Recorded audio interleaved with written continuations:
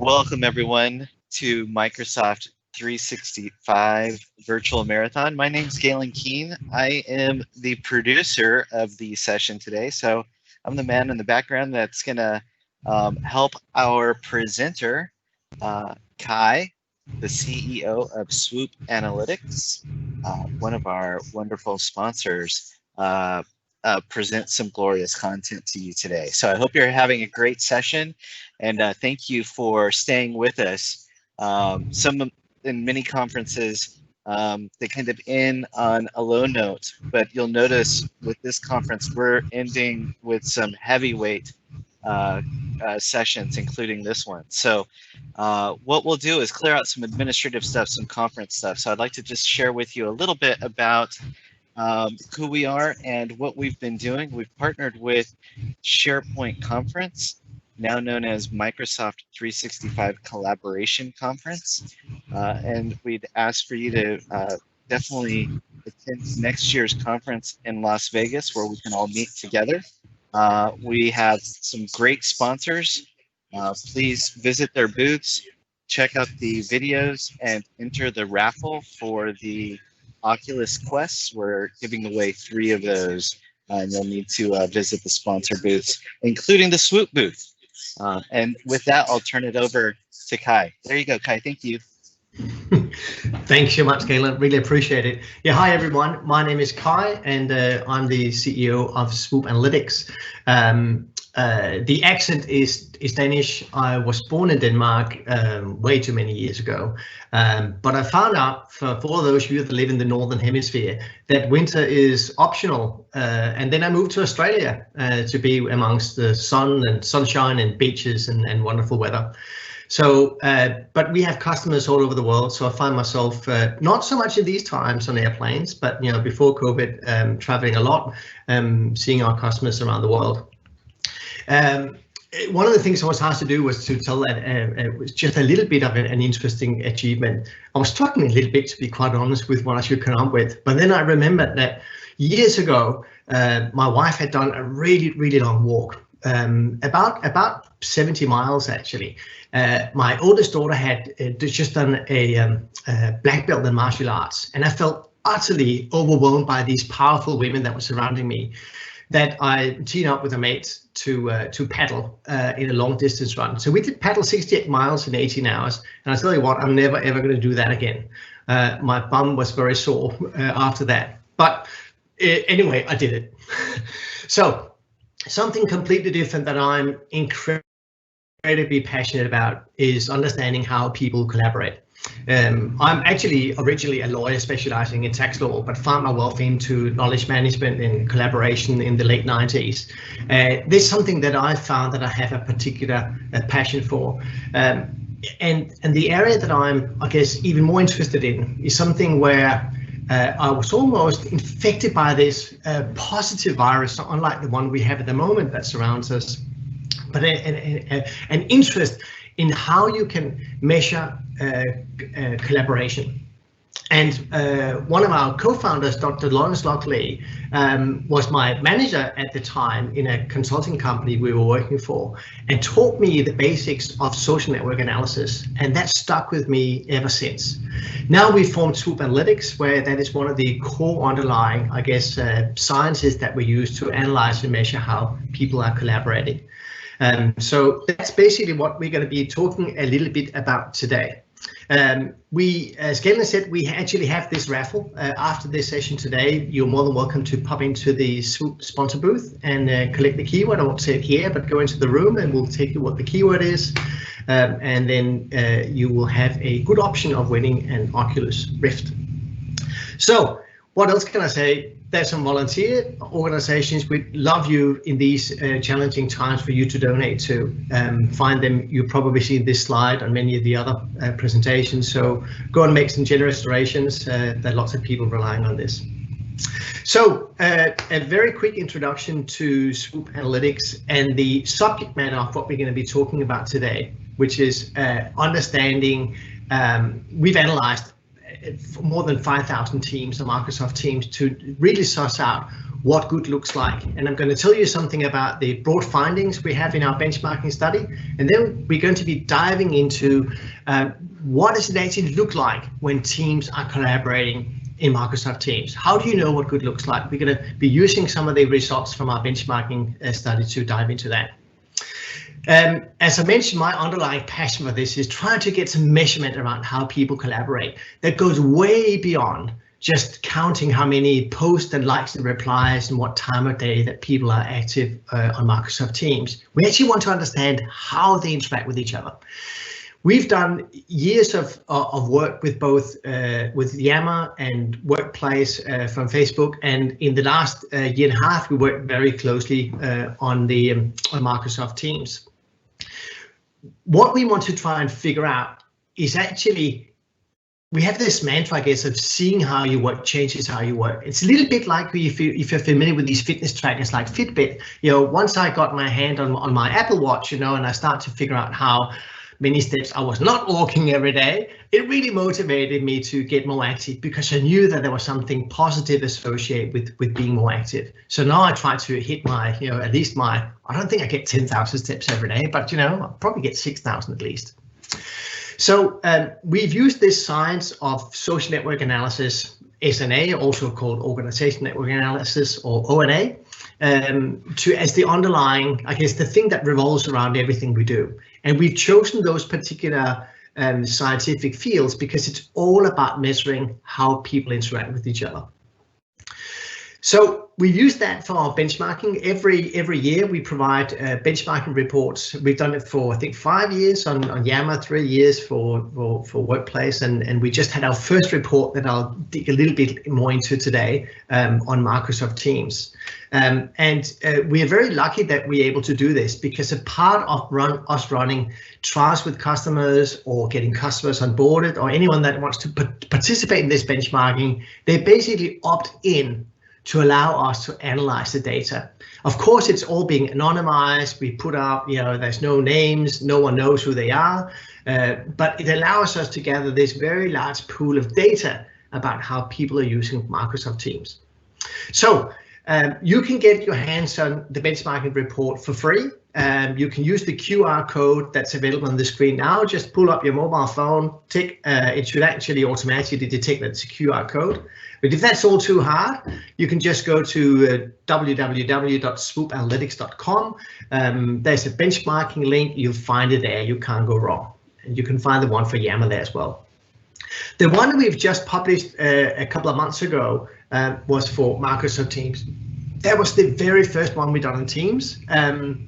We had 15 organizations, 47,000 people that were being active on Teams, and nearly 5,000, or just over 5,300 different teams.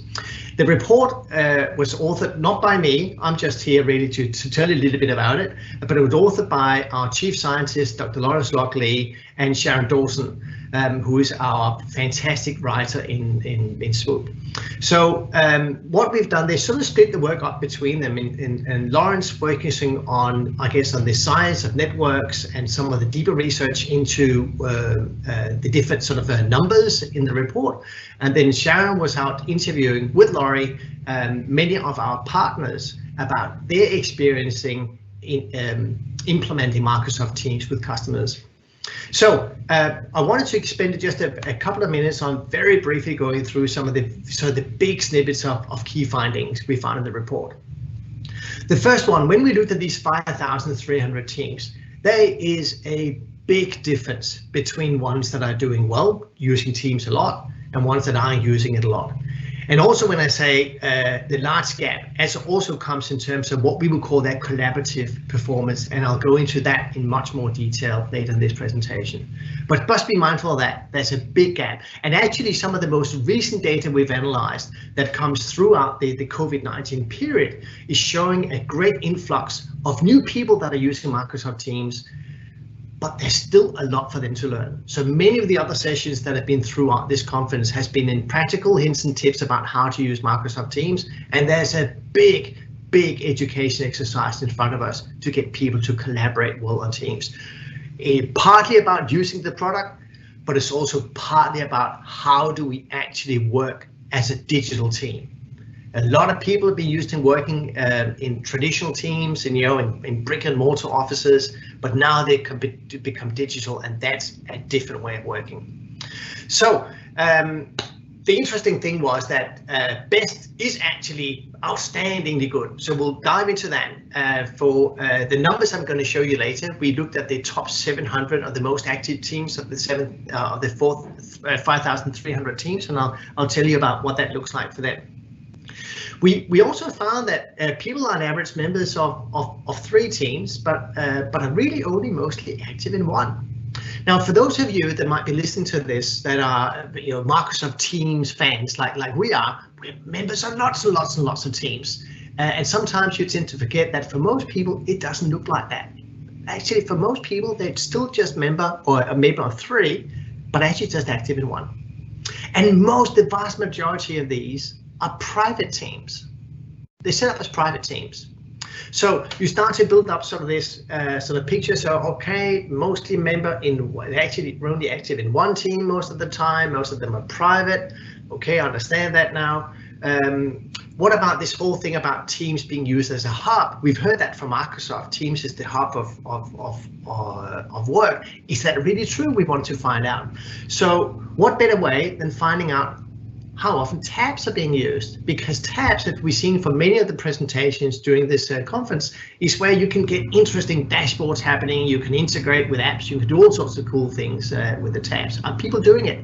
And the resounding answer is yes. 70% of the teams had added a tab, and by far the most popular one was Excel.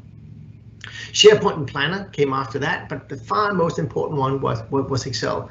Now, I'm not sure what the answer for that is, but I guess there's something sort of really nice about having the Excel spreadsheet. You can just scroll up and down, it's all that in front of you, and it makes it a very easy thing for you to go in and put in as your first tab. So if you are out there giving sort of hints and tips to your colleagues or to customers about how to use Teams, well, it's probably a pretty good idea to replicate to people and say, well, why don't you add in the tab? And Excel seems to be a good one to start with.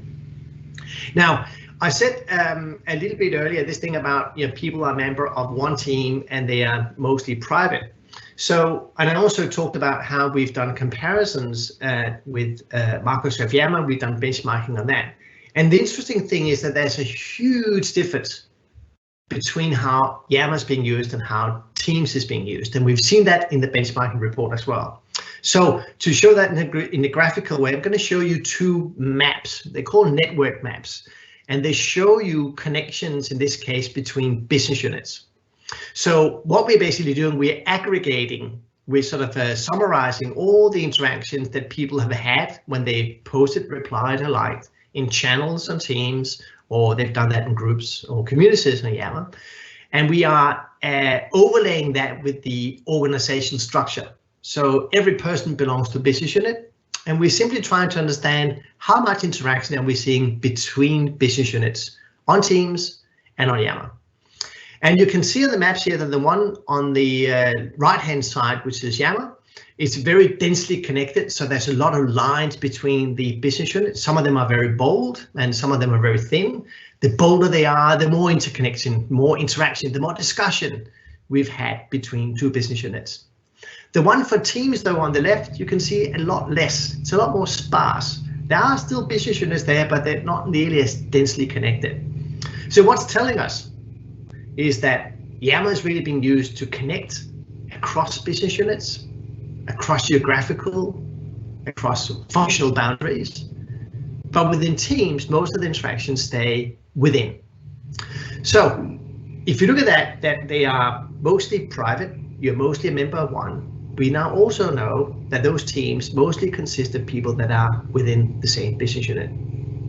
So there are big cultural differences in the way that the 2 platforms are being used, according to the benchmarking we've done. And as I said, we've actually done, it's the world's largest Yammer benchmarking study, and it's the world's largest, from as far as we know, that's been done of Microsoft Teams.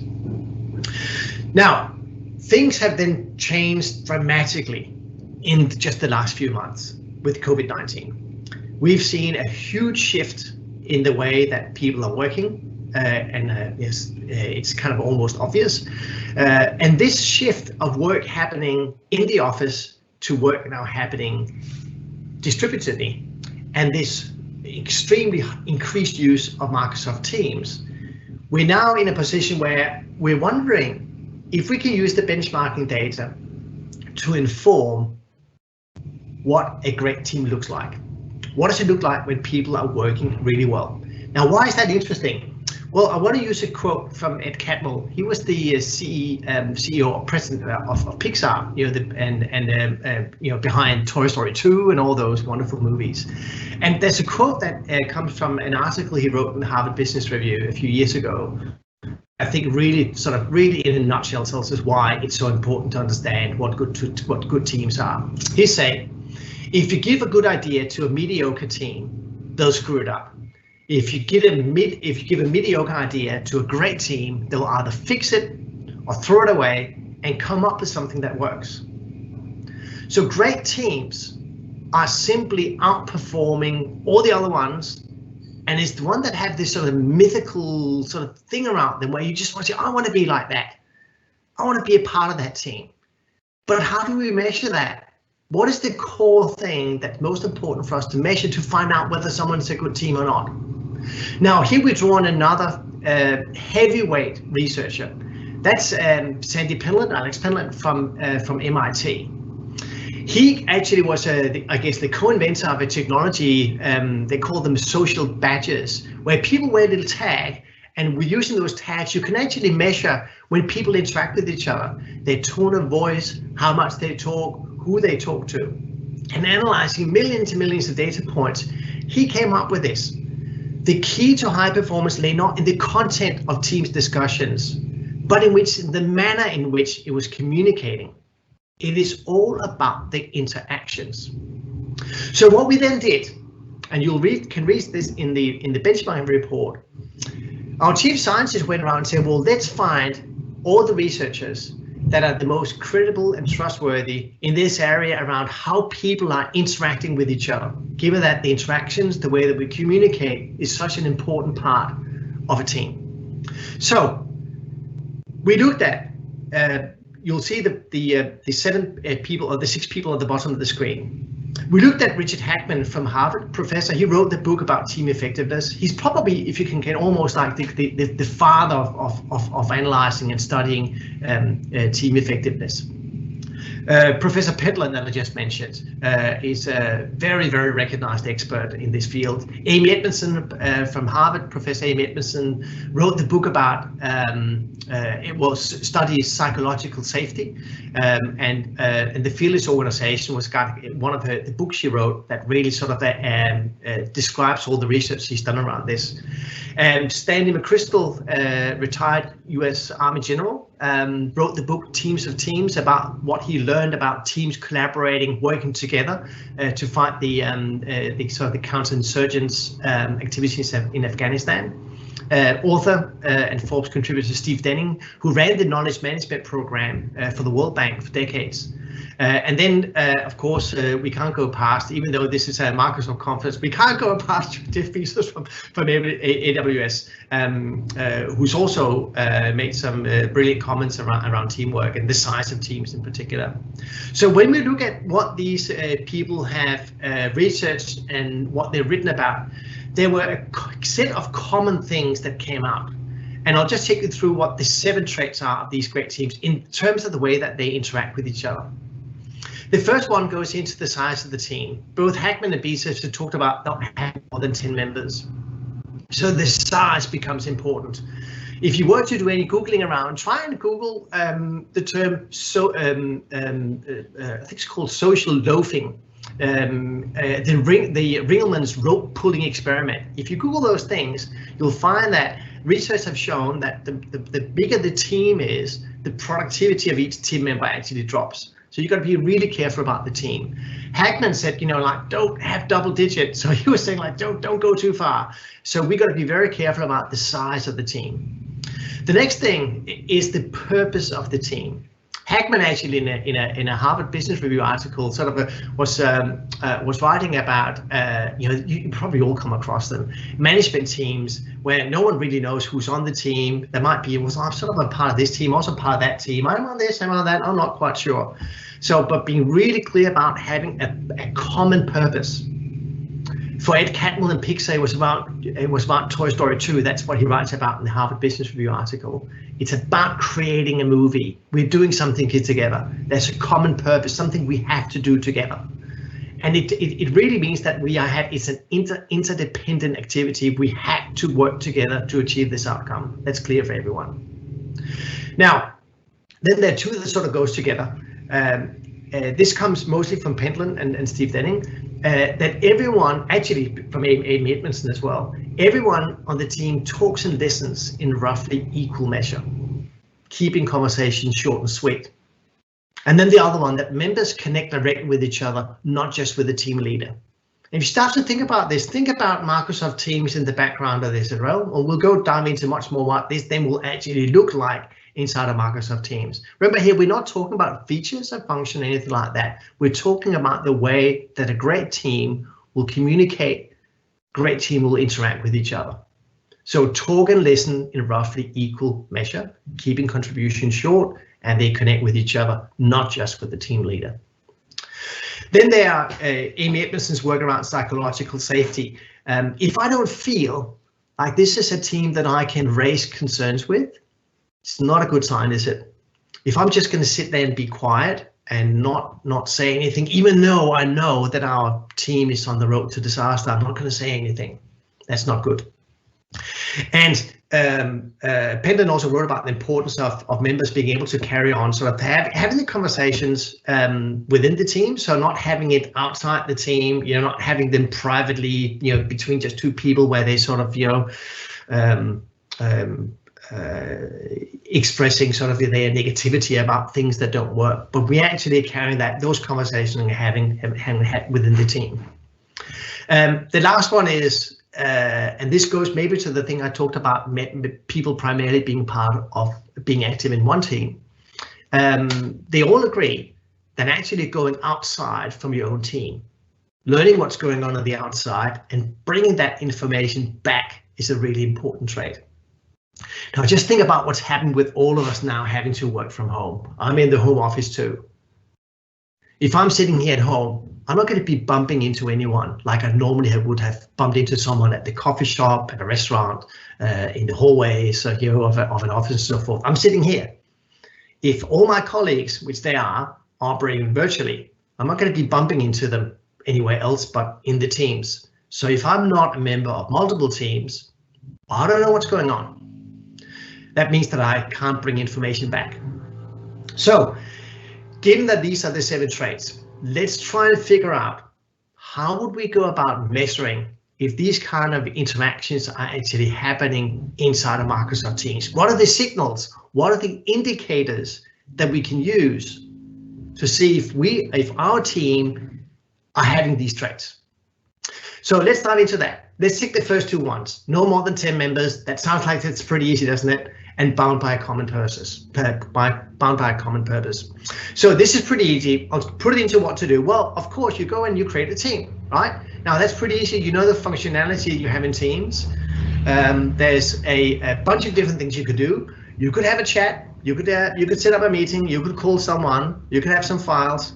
But we'd like you to focus on creating a team. So don't start in chat. Don't make even though you can have maybe 4 of your best colleagues, you say, well, we're going to be doing this thing together. Let's just stay in chat. That's nice and private. Well, actually, it's about having a team because you're bound by a common purpose. It's not just by a common set of people. It's a common purpose. And actually, the name of the team should really reflect the common purpose. So we know, why did we set up this team? It wasn't just like, for instance, for this conference here, Galen and I have set up a team to run this session, and it's just Galen and I that are in this. No, this is actually about achieving a common purpose. And we invite the members in, and that membership can change over time, but the focus is on the common purpose.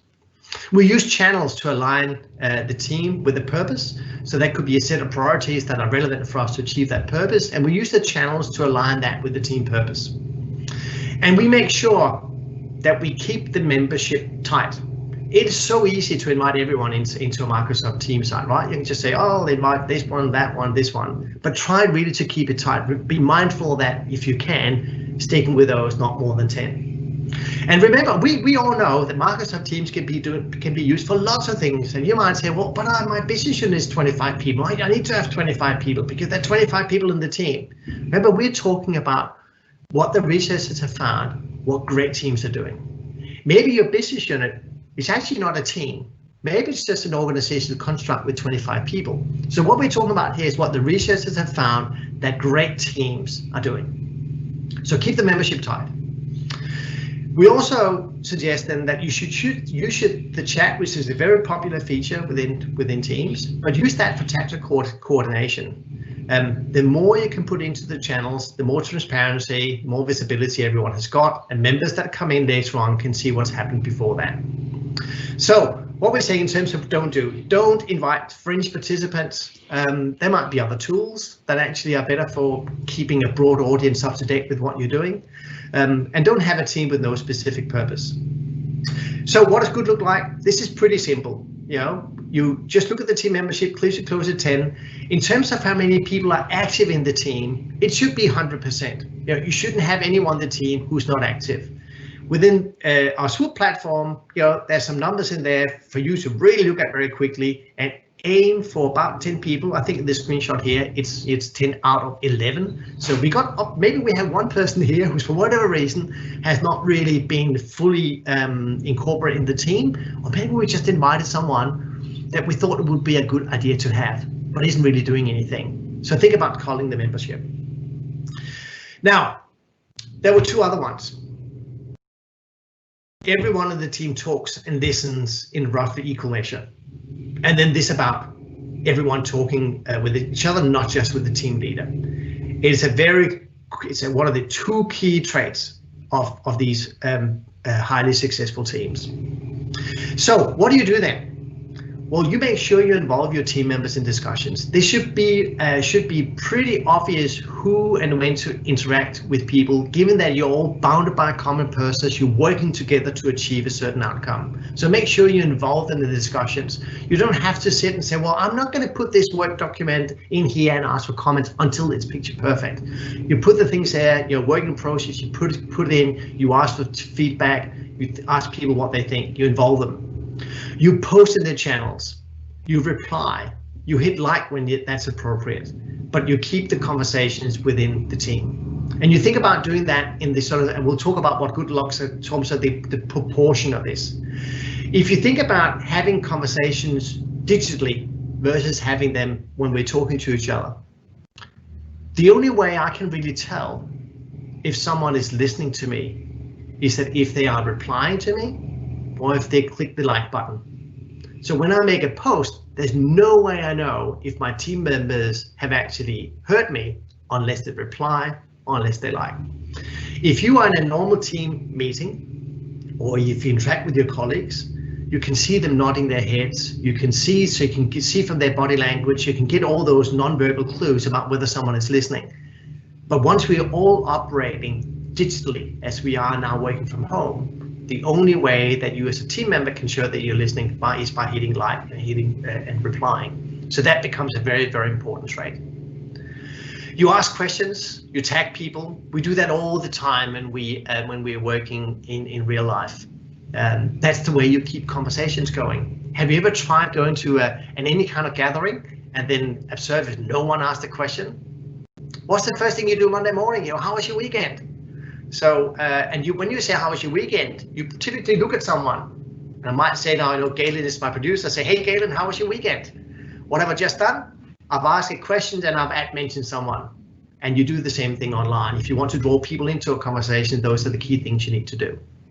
So what you don't post without context. Just don't drop content into Teams with no context. People need to know. Think about as you are trying to get them to engage with you, as you would do in the office when you're saying, hey, how was your weekend? You have to make it interesting for people to respond to that. Give them some context. Don't just say, oh, I read this interesting thing in the newspaper. Say why it's interesting. Why would it be interesting for the recipients? So don't post without context. And don't leave, when you see people have done that, don't leave them unattended.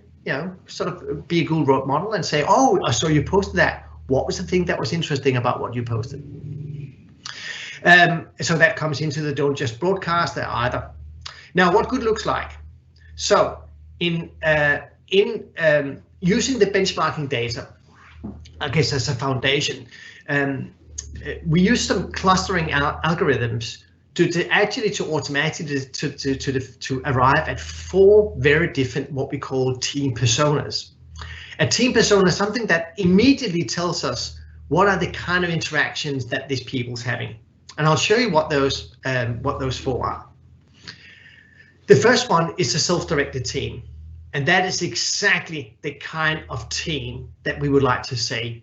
You can see it from the first little icon. People are talking roughly in equal measure, keeping conversation short. You can see everyone is connected to everyone. The next one is the single leader. Remember, for great teams, we're saying members connect with each other, not just with the team leader. The second one is actually what we call one of those single leader teams, and we will find them, right? We're just saying, and they could be a team that's being set up, like let's say that I'm the boss and I've got 6 or 7 direct reports, and I set up a Microsoft Teams site and I go in and I do that. And there's nothing wrong with doing that. Like, there are lots of these teams that were never meant to be, great teams in the terms of them working on a common purpose. That's just a reporting function that's for coordination and for interaction reasons. Have said, well, we're just going to set a thing up, and every week I'm going to ask you whether or not you've done what you're supposed to be doing this week. So I automatically become at the center of all the conversations. But in reality, we're not really a team, are we? We're a team because we belong to the same sort of organizational structure and because someone reports to someone, but actually, as in terms of working together and achieving something, we're probably not that. We call them single leader teams.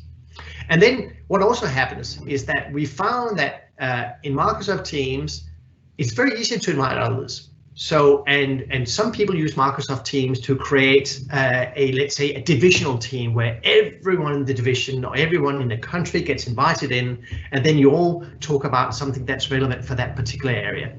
They look much more like what we call forums. So they have a lot of people represented by those little white dots that aren't actually doing anything. They're just sitting there having a look. They might be reading, but they're not really doing anything, and they're not really required to either.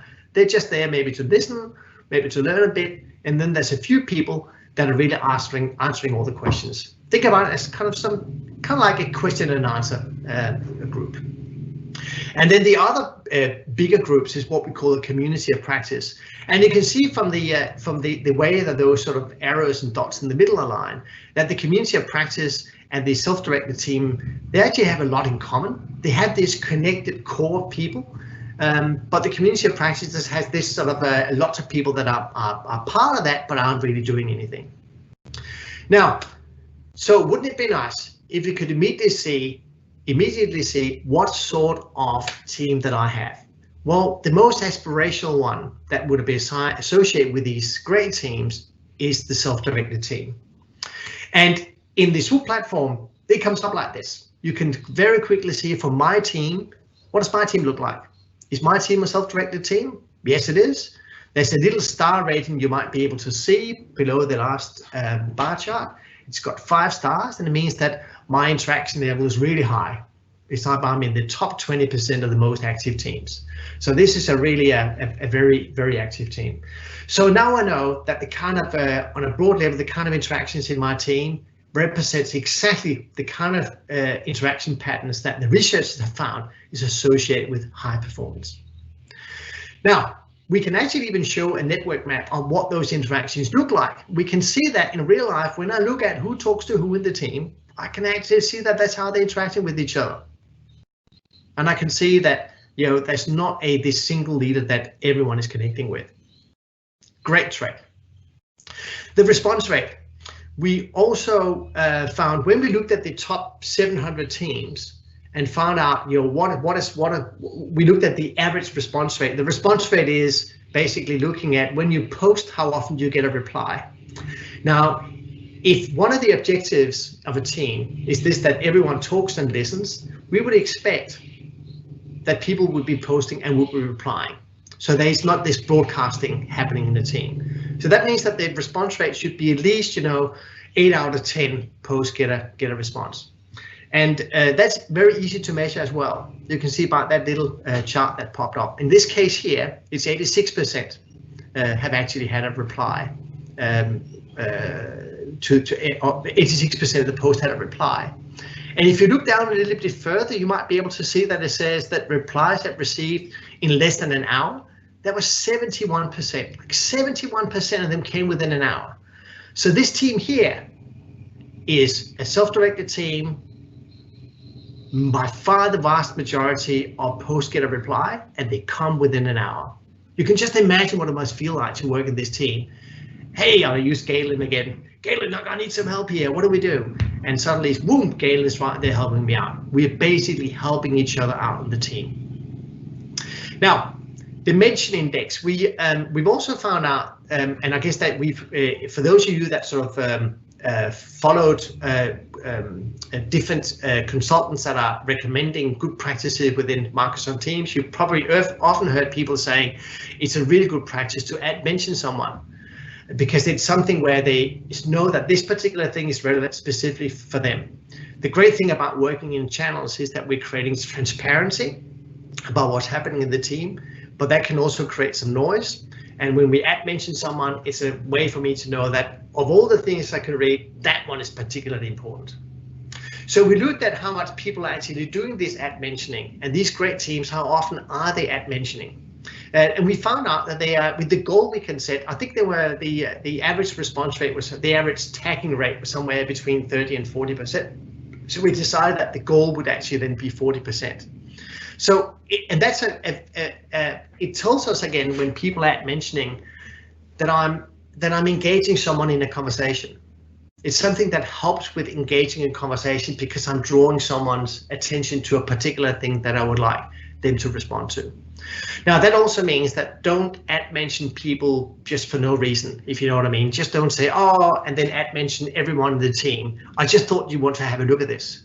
You use it deliberately when you want someone to really notice something or you want them to do something, not just because you thought it would be good for them to know. And be very careful that where you mention the whole channel, that really just leads to a total notification overload. So now you start to see what are the kind of traits that the research had found great teams have, and how can we start to find signals, indicators in teams that's telling us that this is actually happening. And what we can use that for, of course, is to help identify the great teams, replicate what they're doing, and we can see for ourselves whether my team, how close I am in my team to being like that. If I want to be just like Cat Wolf's, the Toy Story 2 team, how do I do that? If I have a situation where I'm not a self-directed team, what can I do to get some of my team members more engaged? If I have 3 or 4 on my team that, I try to onboard them, but it's just like they're just not gelling with the others. It's very clear to see that. And maybe we have to think about replacing those team members. Remember, that's what great teams do. We all have to contribute. We carry an equal load in the team. Now, there were a couple of other things I wanted to mention. Something that's a quick little sort of rule of thumb. When you are operating inside of a team, think about your own contributions to the team. Think about this thing about listening and talking. Someone told me there's a reason why you got 1 mouth and 2 ears. Use them proportionately. So that 1 post, 2 replies is sort of almost like 1 mouth and 2 ears. So when you do 1 post, also do 2 replies. And that helps you get the balance right. I'm not saying it have to be exactly 1 and 2. I guess the rule is do more replying than you do posting.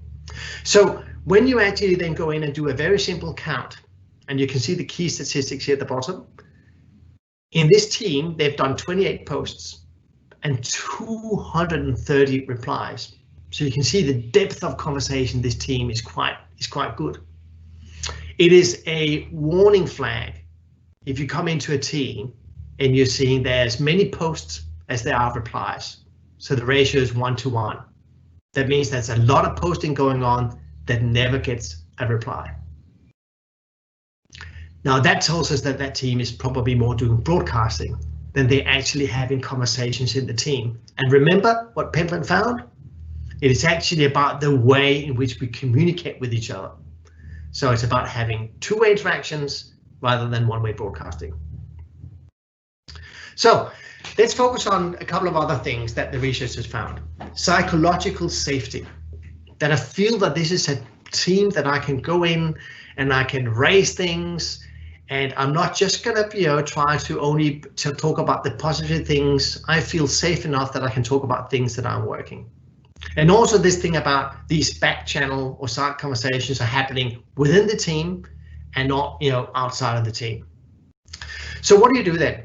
Well, of course, on the behavioral front, you make sure you raise problems and you be constructive in the team. You talk to someone, you pick up the phone, or you call someone on Teams and talk to them directly if it's something that's sensitive. You ask questions.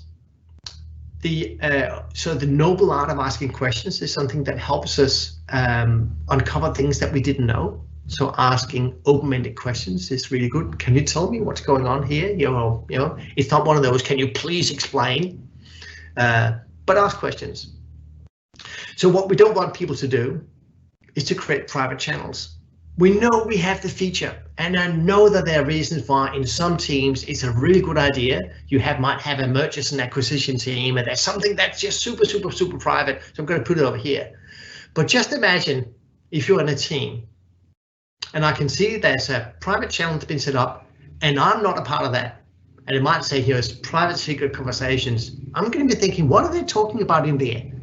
That obviously I'm not going to be privy to. Why is it so important that you don't trust me? I mean, I'm a part of this team. Shouldn't I know what's going on here? So suddenly we have all this, confusion about, well, am I on the team, or is there actually an A team and a B team here going on? Why am I not privy to this? And it can start some nervousness in people's minds about what are we really, aren't we on the same side here? What's going on? So be very careful about starting private conversations, or private channels. And we would see that actually it's a goal for these high performing teams not to have private channels. Don't revert to chat for private side conversations. Make sure you talk to people, raise it with the team, and don't sort of having this sub stream of conversation where you complain about the team dynamics happening. If you're worried about the team dynamics, what great teams do, they bring it up and they address it head on. So what good looks like? We can actually look at different things. You can look at what we call the curiosity index. And what we measure is simply how many questions do the team ask. So how many messages have questions in them? And a really good aim is about 20%. In the screenshot here, you can see that's only 11% of messages that have a question mark in it. And for the whole enterprise in this organization here, it's 15%. For great teams, when we look at the benchmarking study and what the average was for the top 700 best teams, about 20% seems like a very reasonable goal. So we're not grabbing the 20% out of blue air. It is because it is a little bit more aggressive than the average was of the top 700 teams. The two-way relationships is what two-way relationships basically is. We look at how many conversations in the team go in both directions. So if I take our conference producer Galen here as an example, if I post something and Galen responds, actually it's always me posting and getting responses. That's a one-way relationship. We also want Galen to post something and then for me to respond. So in that way, we're having a two-way conversations. So you basically look at all the pairs in the team and finding out how many people of these actually have two-way conversations. And we'd like that to be up at of all these relationships that they are in the team, we'd like them to be up at least 80% of them go in both directions. That'll tell us that there's a lot of a strong team cohesion going on, and that team has actually really gelled as a team, and they interact with each other. They feel comfortable. You know what happens if there's someone on the team you don't really like? What are you going to do? You're just going to stop talking to them. You're just going to stop replying to them.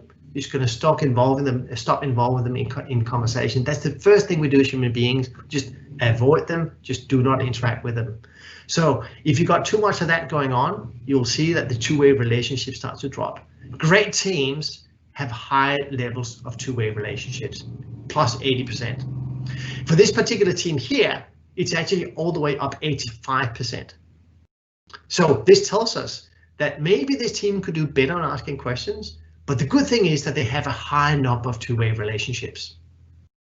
What else can we do? We look at the team stability. Hackman actually found that one of the things that actually really contributes to poor performing teams is that people never get to settle into the role before they are replaced by another team member. So the longer time, the more we can have a stable team, so a consistent set of people, the better the team performs. So we measure that by what we call team stability. And basically all we're doing, we don't really care much about the membership. We care about who are the people that are driving the conversations, driving the interactions within the team. And we look at them and then we say, well, who are the top 5 contributors, over time in this team, and how much is that actually changing? And then we provide it into a low, medium, high. And of course, the lower it means that every week someone else is driving the conversations. But if the same people that are involved in the conversation, we know it's a stable team. So all these things help us understand the psychological safety. When we're not saying you could probably, they're indicators, I guess the best thing we say, they're strong indicators. Of course, we don't know what people are talking about. They could be arguing wildly, so we're not looking at the actual content here, but we're looking at the patterns of interactions as indicators for whether this is happening. Now, the last 2 things is that they go out and periodically break, explore, and bring information back. This is really simple. Just make sure that you, for instance, use Yammer to connect with other parts of the business. Or if you're using Teams as your sort of cross-organizational team, then make sure that you go and join other teams and you bring back from those other teams that you've learned. Don't go into total silo mode. And so don't work in isolation. And also don't think that no one else needs to know what you're working on. There's probably someone else that could really benefit from knowing what your project is all about. So share what you're working on with other people. So good looks like we measure how much you participate in different teams. We call that the diversity index, and that basically measures your activity, your active contribution to multiple teams. And if it's above 50%, which we suggest it should be, it means you are active in 2 to 4 different teams. So you can see, based on the benchmarking data, we need a lot more people to use Teams a lot more. You could also be using Yammer, is another indicator. Maybe you're not using Teams for this, maybe you're using Yammer. So those are basically putting numbers and metrics against the 7 core traits of what the researchers have found are high-performing teams, focusing on their collaboration and interaction patterns, which we can measure within Teams. I hope you found this of interest in the session we've had today. I've given you some examples of what good looks like, how you can measure that, the rationale for why we need to focus on not just the features inside the teams, but actually how people collaborate inside of the team.